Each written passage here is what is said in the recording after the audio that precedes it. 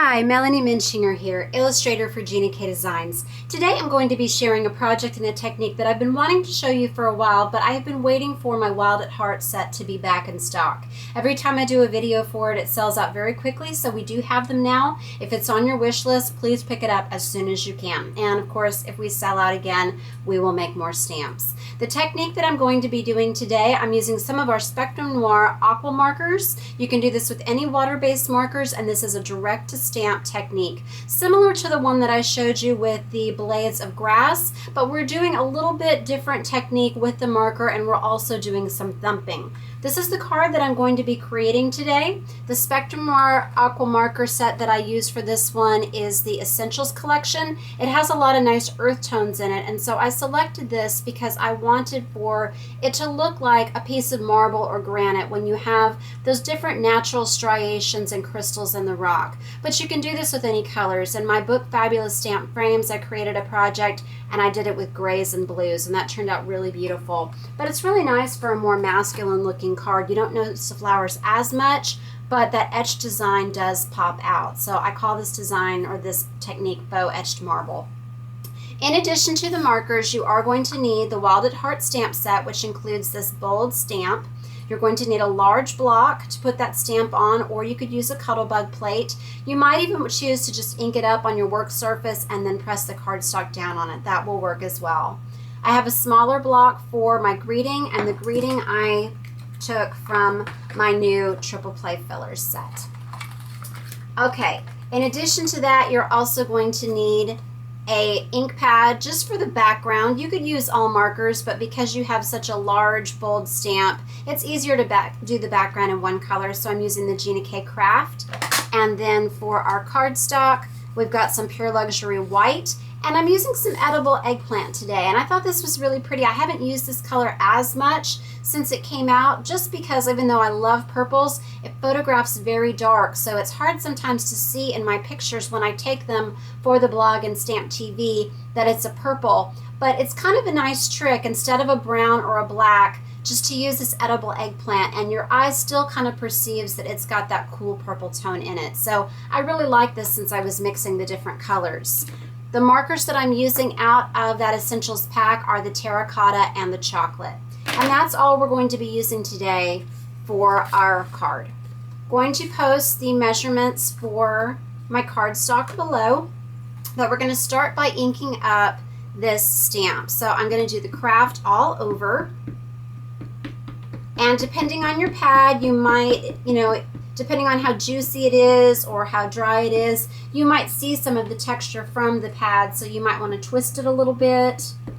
Just go over it until you feel like it looks nice and solid.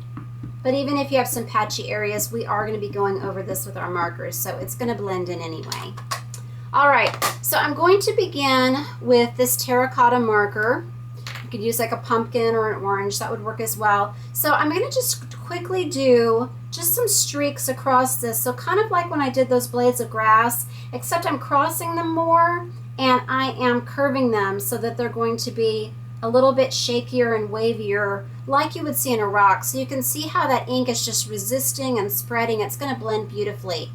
Now what I want to do with this chocolate marker, I'm going to do just a few more of those lines, but in addition to that, I'm also going to do just some thumping. And so this is going to look like just those large crystals or spots that you would see in a piece of granite or marble. So just tap all over until you're done. And then before I stamp this onto my paper, I'm just going to lightly go around the edge to make that border pop with the brown. And that's just really going to set off the edges there and make it look more finished. Okay, so here is my cardstock. Carefully turn it over. Pardon my head if I get in the way. I'm going to just lay this right in the middle of that mat. Press all over. Pick it up. Okay. Now what I'm going to do is I am going to ink up this greeting with the chocolate.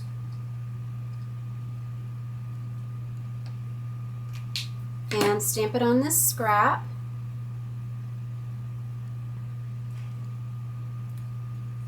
And then just a little adhesive. I think I might have forgotten to mention that. Lay it right on the eggplant. And then I'm going to put this on my larger mat. And see, the chocolate really does look a little bit purple when you layer it over that Kraft. Okay, and then I'm going to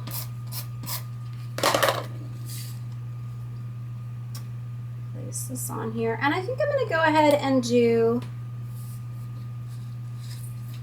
a landscape orientation just to change it up. So here was the first card that I did, and I'm just going to put this right in the middle, but there are so many ways that you could do this. You could put it here, over here, but I'm just going to pop this right into the center. And when you have this landscape orientation instead of portrait, it's not as obvious that it's flowers, but you still get that design. I hope this gives you some ideas for how you can add texture to this fun, bold stamp in Wild at Heart, and it gives you lots of ideas for how you can create different textures for your cards. Please visit my blog, Hands, Head, and Heart, for more inspiration and ideas using all of my stamps, and visit us at Stamp TV and Gina K Designs. God bless.